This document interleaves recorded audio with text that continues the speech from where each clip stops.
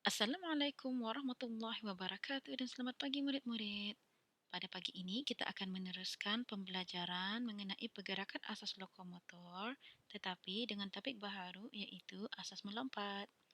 Di akhir pembelajaran ini nanti diharap murid-murid akan dapat membuat aktiviti lompatan sebanyak 5 kali dengan betul.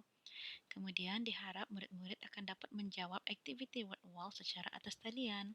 Caranya, murid-murid perlulah mendengar, membaca dan melihat video ini sehingga habis. Sebelum itu, mari kita imbas semula tentang pembelajaran yang lepas iaitu mengenai lokomotor.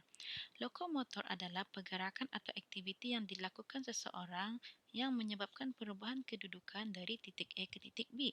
Contohnya, di sekolah sewaktu rehat, murid-murid sering pergi ke kantin, bukan? Jadi, perubahan kedudukan dari kelas ke kantin adalah contoh perubahan kedudukan dari titik A ke titik B. Oleh sebab itu, pergerakan lokomotor memerlukan ruang yang luas.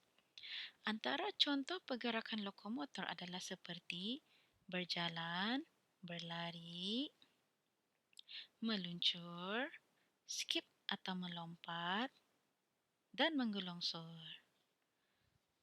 Seterusnya, kita akan meneruskan kepada topik utama pada pagi ini iaitu mengenai asas melompat. Lompatan boleh dilakukan sama ada sambil duduk atau berdiri. Asas lompatan sambil duduk caranya adalah mula-mula perlulah duduk mencangkung dengan betul. Kemudian, tangan dan kaki tolak lantai untuk melompat dan mendarat semula dengan dua kaki dan kembali ke posisi duduk cangkung. Lihat video pendek ini. Asas lompatan sambil duduk ini juga boleh dikenali sebagai lompat katak. Senang, bukan? Seterusnya adalah asas lompatan sambil berdiri. Bagaimana cara melakukannya?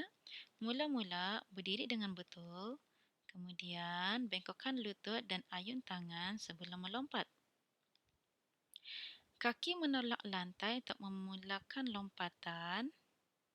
Kemudian mendarat dengan dua kaki dan bengkokkan lutut. Dan kembali semula berdiri dengan betul. Lihat video pendek ini.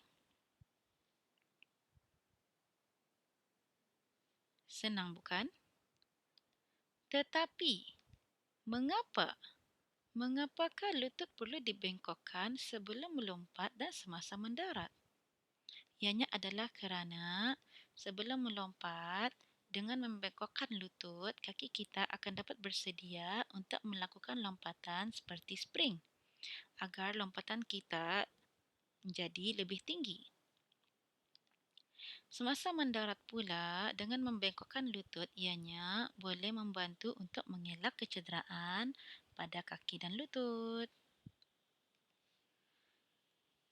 Sekarang kita sudah sampai ke penghujung pembelajaran. Tugasan yang murid-murid perlu lakukan adalah membuat rakaman aktiviti lompatan sambil duduk sebanyak 5 kali dan membuat rakaman aktiviti lompatan sambil berdiri sebanyak 5 kali juga. Seterusnya, menjawab soalan dari pautan word wall yang akan cikgu kongsikan dalam grup WhatsApp nanti. Ambil gambar semasa menjawab soalan. Kemudian, hantarkan rakaman dan gambar tadi kepada cikgu. Mudah, bukan? Sekian, terima kasih. Jumpa lagi. Assalamualaikum.